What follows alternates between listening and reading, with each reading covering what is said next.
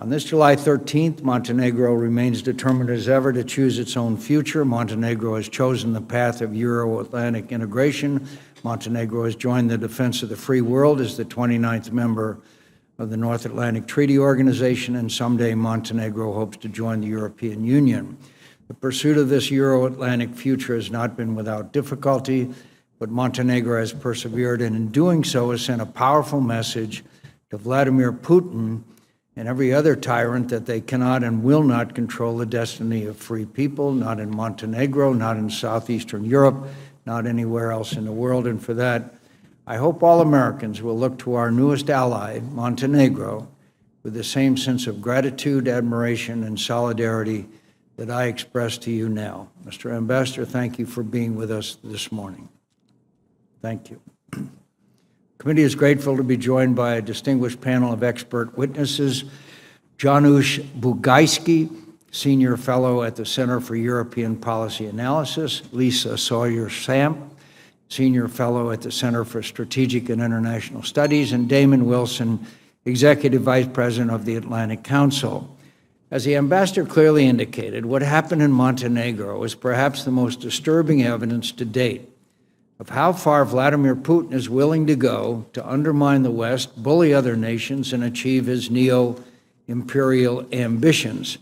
Russia's goals in Montenegro were clear: stop the country from joining NATO, to reverse its progress towards Euro-Atlantic integration, end Montenegro's support for sanctions against Russia imposed after its invasion of Ukraine.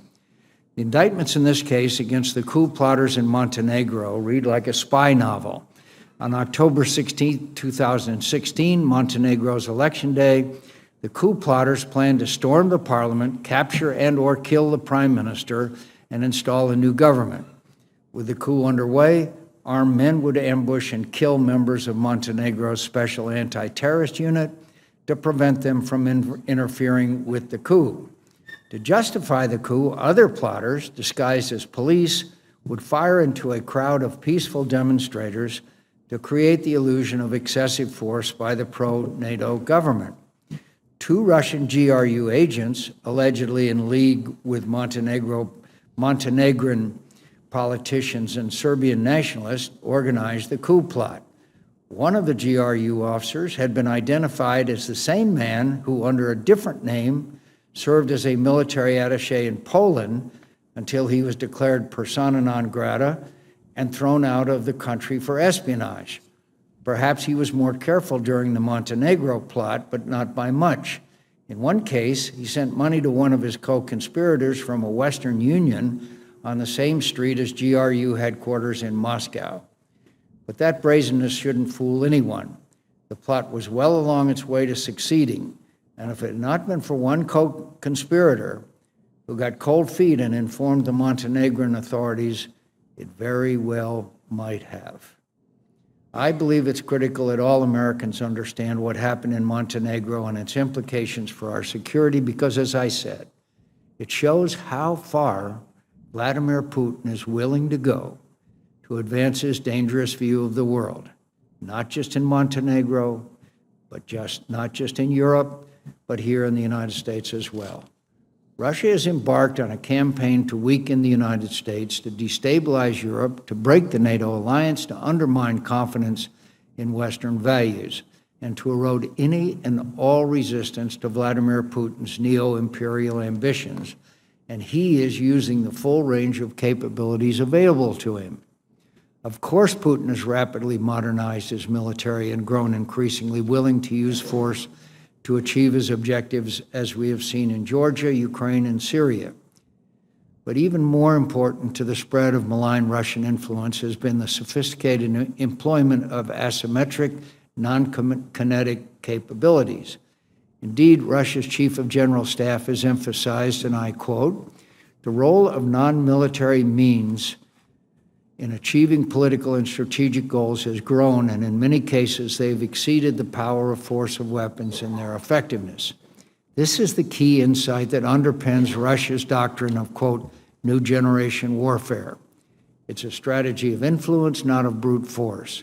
Carefully tailored to local circumstances, it seeks to undermine our societies and our institutions from within through cyber attacks, psychological operations and information warfare, propaganda, both overt and covert, coercive economic pressure, especially using energy exports, targeted use of corruption to buy influence, financing political parties, think tanks, and other organizations, and more.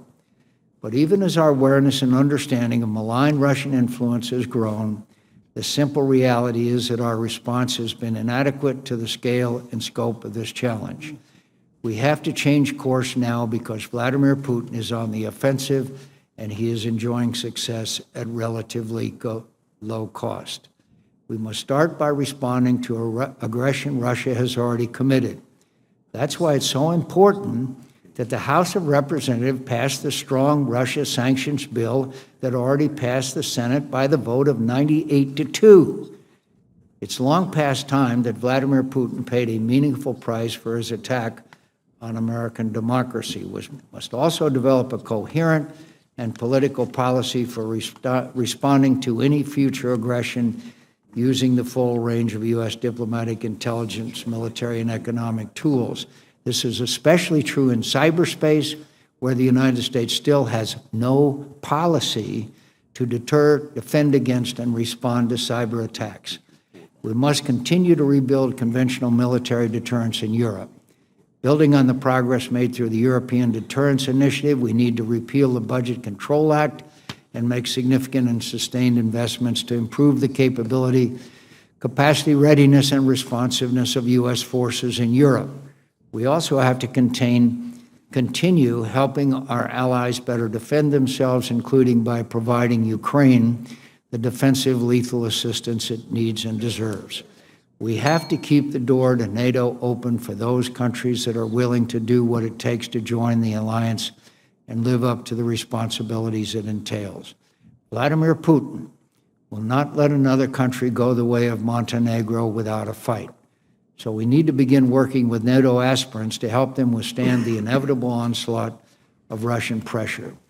We also have to begin addressing the vulnerabilities in Western societies, government, and institutions that Russian strategy is explicitly designed to exploit. Taking on Putin's kleptocracy means enhancing the powers of our Treasury Department to trace and track down on corrupt and illicit Russian financing that impacts the U.S. financial system. Most of all, we have to stop looking at Russia and its threats to our security and our democracy through the warped lens of politics. We cannot allow Vladimir Putin to divide us from one another, weaken our resolve, undermine confidence in ourselves, or erode our belief in our own values. We must take our own side in this fight, not as Republicans, not as Democrats, but as Republicans.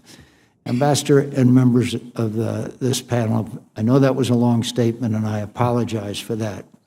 And it's very unusual for this committee to have a hearing of this nature.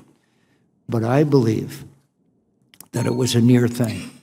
If it had not been an informant on the inside, this coup attempt could have very well have succeeded, not only with bloodshed, but with a message throughout the region.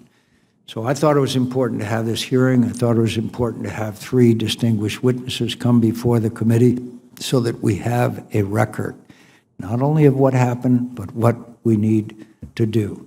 With that, Ambassador, you're certainly free to leave, and I would like to welcome our witnesses after a statement by Senator Reid.